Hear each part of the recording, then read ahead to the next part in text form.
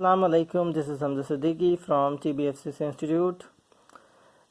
आज जो है वो हम इंग्लिश लैंग्वेज की क्लास जो है वो शुरू करने जा रहे हैं। इंग्लिश लैंग्वेज की ये पूरी सीरीज़, इसमें English grammar, vocabulary, speaking tips और इंग्लिश राइटिंग स्किल्स, हर चीज़, मतलब टोटल जो भी आप किसी इंस्टीट्यूट में जा कर के सीखते हैं किसी भी इंग्लिश लैंग्वेज की, वो सारी चीज़ें इस चैनल पे जो है, इस प्लेलिस्ट के अंदर जो है वो आपको मिलेंगी इंशाअल्लाह।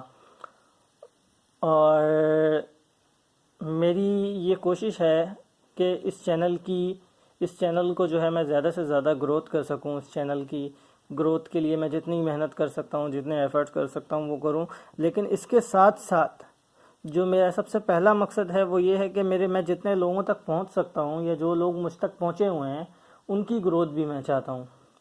तो अगर आप पहली दफ़ा जो है मेरी वीडियोस पे हैं, या आप पहली दफ़ा मेरे चैनल पे आए हैं, या पहली दफ़ा मेरी वीडियोस को देख रहे हैं, तो बराए मेहरबानी इस चैनल को जो है लाइक कर दें, सब्सक्राइब कर दें, ताकि जो है आप मुसलसल एक प्रॉपर वे में जो है वो इंग्लिश लैंग्वेज को सीख सकें। तो अब हम शुरुआत करते हैं अपने इंग्लिश लैंग्वेज की फर्स्ट टॉपिक की, जो कि है पार्ट ऑफ स्पीच।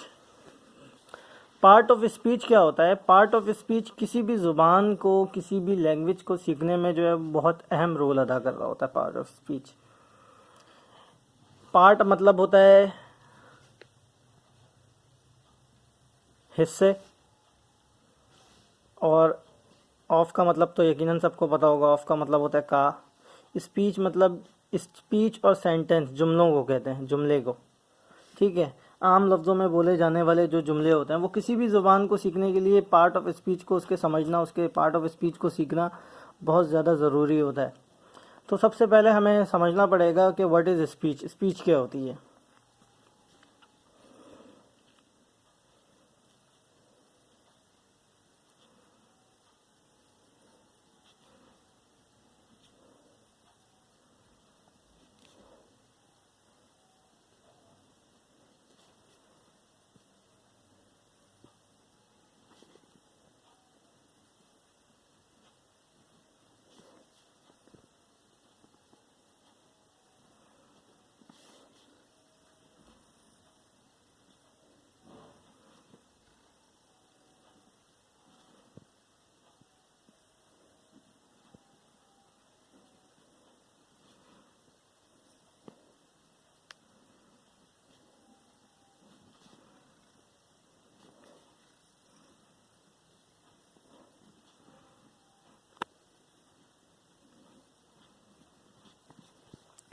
तो the arrangement of word that give the proper meaning is called speech.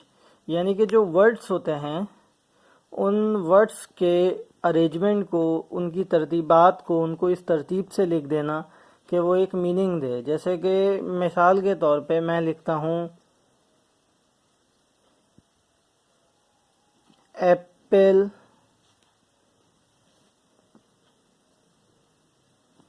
This is. ये गलत सेंटेंस है, ये कोई मतलब ये वर्ड्स की अरेंजमेंट तो मैंने कर दी, लेकिन प्रॉपर मीनिंग नहीं दे रहा। अगर मैं इसको यूं करके लिख दूं कि दिस इज एन एप्पल, तो मैंने जो है इसको एक प्रॉपर अरेंजमेंट की है, जो कि एक प्रॉपर मतलब दे रहा है, जिसका मतलब है कि ये एक सेब है। ठीक है, तो अरेंजमेंट भी ऐसी हो जो कि प्रॉपर मीनिंग दे, उसको हम कहते हैं स्पीच। अब इसमें एक चीज़ सामने निकल के आ रही है, हमारे वर्ड।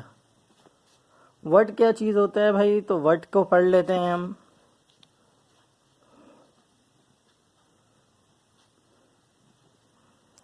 वर्ड, वर्ड क्या होता है? The arrangement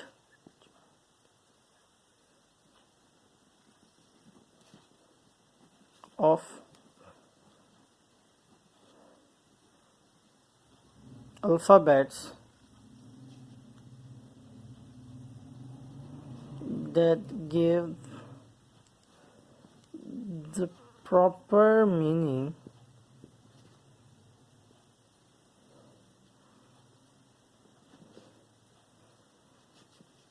is called word.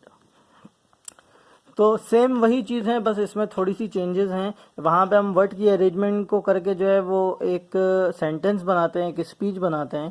یہاں پہ ہم الفابیٹس کے، جو کہ انگلش کے الفابیٹس ہوتے ہیں 26 لیٹرز ہوتے ہیں الفابیٹس کے، تو ان لیٹرز کو جو ہے ایسی ترتیب دیتے ہیں جس سے ایک ورڈ بن جاتا ہے جو کہ ایک پراپر مطلب دے رہا ہوتا ہے. اس کی بھی مثال میں ٹھیک اسی طرح دوں گا کہ میں یہاں پہ لکھ دیتا ہوں KSITAPN.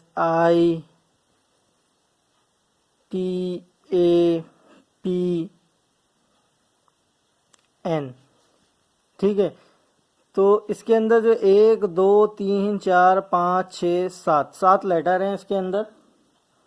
ٹھیک ہے، 7 الفابیٹس میں نے یوز کیے ہیں اس کے اندر.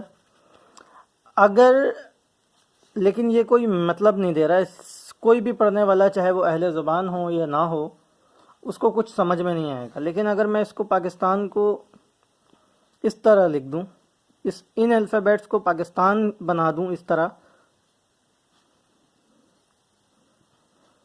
تو دیکھ لیں آپ الفابیٹس وہی ہیں، لیٹرز سارے وہی ہیں، لیکن اب جو ہے یہ ایک پراپر میننگ دے رہا ہے جو کہ بنتا ہے پاکستان. تو یہ ہوتا ہے جی ورڈ. ٹھیک ہے، اور یہ ورڈ جو ہے مل کے جو ہے وہ اسپیچ بنا دیتے ہیں. اس ویڈیو میں اتنا ہی ڈسکس کریں گے. باقی جو پارٹ آف اسپیچ ہیں ان کو جو ہے ہم انشاءاللہ ایک ہی ویڈیو کے اندر ساری چیزوں کو جو ہے کور کرنے کی کوشش کریں گے. ملتے ہیں نیکسٹ ویڈیو میں.